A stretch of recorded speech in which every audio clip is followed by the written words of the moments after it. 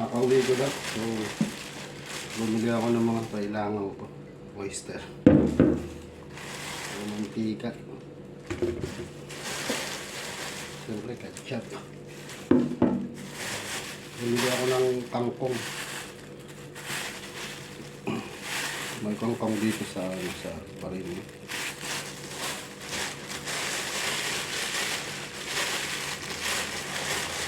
Siyempre, manok. And mutton liver. So, gisa ko na lang to. Lagyan ko ng kangkong.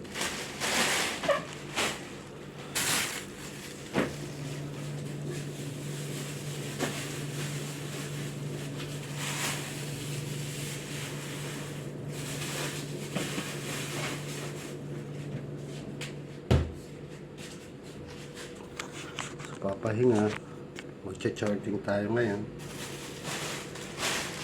kasi dito. So preparation para sa trade setup, although may trade setup naman ako. I mean yung trade setup ko, tinitingnan ko kung valid pa siya, kung pumapasok pa siya dun sa aking mga parameter. So ganun ako mag-set ng aking tawag nito, yung charts. Once na naka-layout na yung aking gun box, angle, so tinitingnan ko na lang kung ano yung trend. Kung let's say below 45 degree, so I'm looking for setup. Although nagkakaroon siya ng pullback sa taas, but my main point sa aking trade idea is to sell, no? So I trading gold only. Isa lang tinetrade ko, gold lang talaga.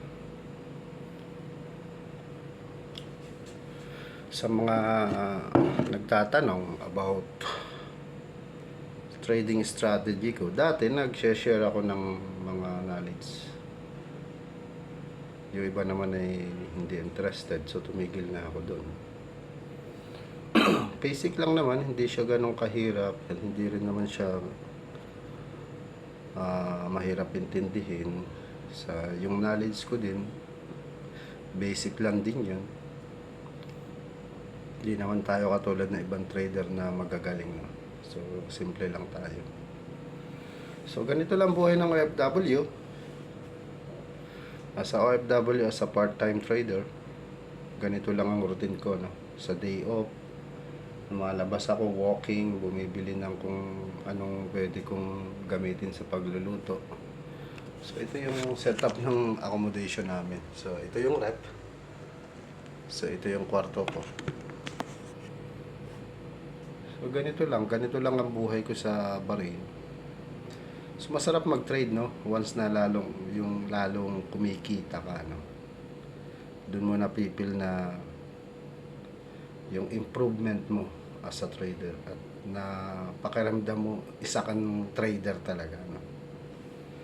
Although na may losses tayo, may losses na nagaganap din sa atin, hindi all the time na tama yung ating mga execution.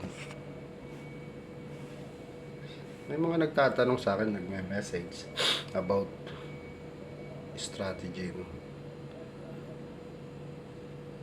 So ang gamit ko lang naman na principle is the time and price. Wala na, no?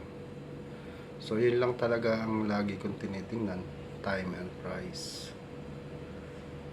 Yung example nga ng time and price, way back tayo in the yung bull run ng BTC, na hit niya yung 69,000 level, no? As weekly time frame, pag binalikan mo yun sa weekly time frame, noong November 2029, na hit niya yung pinaka peak niya, no, na high price sa 69,000 level. in the date of November 8, 2021, na although na if you believe as sa Fibonacci 8, if you will use in the date na ang Fibonacci sequence 3, 5, 8, 13, 21, that is a Fibonacci sequence, no? If you will use that one in the date, nakikita niyo yung mga correction and turning point ng market. So, in the year of 2021, November 8, it's a Fibonacci sequence. They hit 69,000 level. After 69 weeks, makikita nyo na BTC, that is the date ng exact nag-turning siya. Although na-hit niya yun down around 15,000 level, no? But 19,000 level, they starting up, run up. So that is the example of basic principle ng time and price. So, isa yun sa mga sample ng time and price. About the gun box, I always use gun box.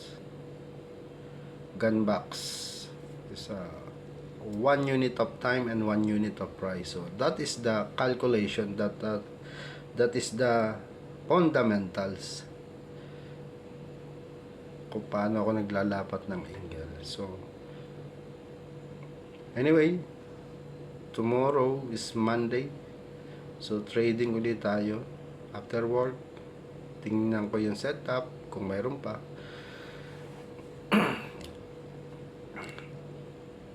But for the Saturday and Sunday, relax tayo. Stay away sa charts. Na magkaroon kayo ng peace of mind. Kain kayo, gala kayo, punta kayo sa church nyo or sa masjid. Bonding with the family. Roaming around. So, ganyan ang gawin nyo, no? So, at least yung mind nare-refresh. Relax, oh. See you next time, guys.